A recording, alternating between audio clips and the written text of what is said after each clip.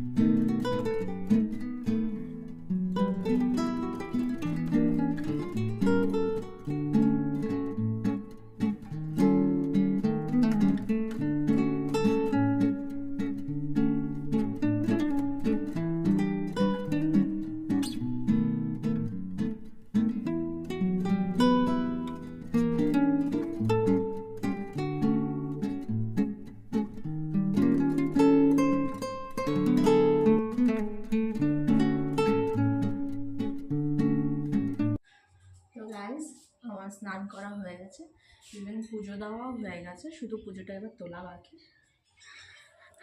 এই দেখো আমার ঠাকুরকে ভোগ দেওয়া হয়ে গেছে। আমাদের কামরাঙা গাছটা দেখো কত বড়, বাবা আমাদের ডিজে থামবে না।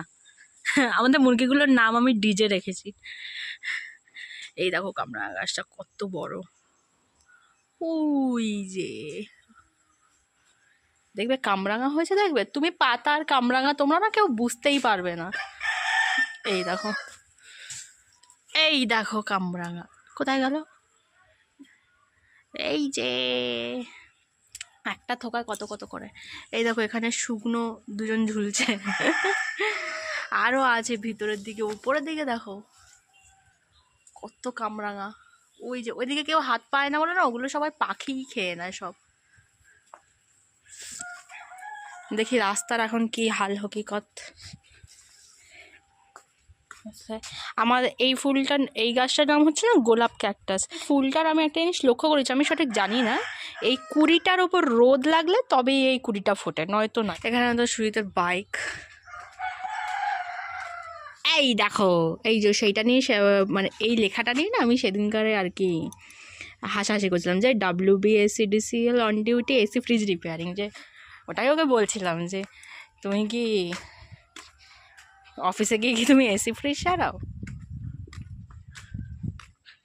এই দেখো সবাই খড় রাস্তায় দিয়েছে রোদে,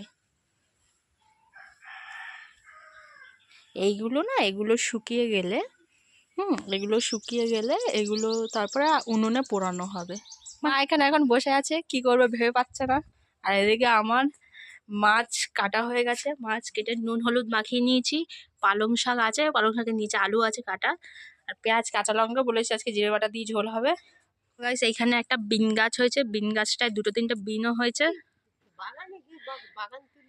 বাগানে যাব আমি, এইটা দেখাচ্ছি যে এইখান থেকে এমনি এমনি হয়েছে, এখানে কি কেউ দানা ফেলেছে, আমরা কেউ তো ফেলিনি, কিন্তু এই দেখো বিন হয়ে গেছে, কিন্তু গাছটার কেউ আমরা কোনো ইয়ে নেই, কোনো কিছু ওই দিইনি, কাঠ ফাট দিলে এরকম জড়ি জড়ি উঠতো, কিন্তু আমরা দিইনি। আর এই পাশে এটা কি গাছ বলো তো সবাই। গাইস আমার রান্না বসানো হয়ে গেছে, আমার এখন ভাত ফুটছে টকবগিয়ে, আর আমি আজকে শুধু জাস্ট ভাত, মাছের ঝোল আর ভাত করবো, আর কিছুই করবো না। আর কারণ আমার আজকে একটু তাড়া আছে, আমাকে না আজকে একটু বেরোতে হবে, আমি একটু বাজারের দিকে যাব, তো ওই জন্য আমার আজকে আর টাইম নেই। ওই জন্য মা বললো যে শুধু মাছের ঝোল আর ভাতটা করে নে, আর কিছু করতে হবে না। সো গাইস দেখো বলেছিলাম যে আমি বাজারে যাবো, আজকে শাড়িটা পরেছি, এই শাড়িটা অনেকদিন পর পরলাম, তো কিরম লাগছে সবাই জানিও কমেন্টসে যে শাড়িটা পরে। তো গাইস দুপুরে বাজারে গিয়েছিলাম, এবার বাজারে গিয়ে এসে একটা এত লম্বা ঘুম দিয়েছি, ঘুম থেকে উঠতে উঠতে 6টা বেজে গেছে।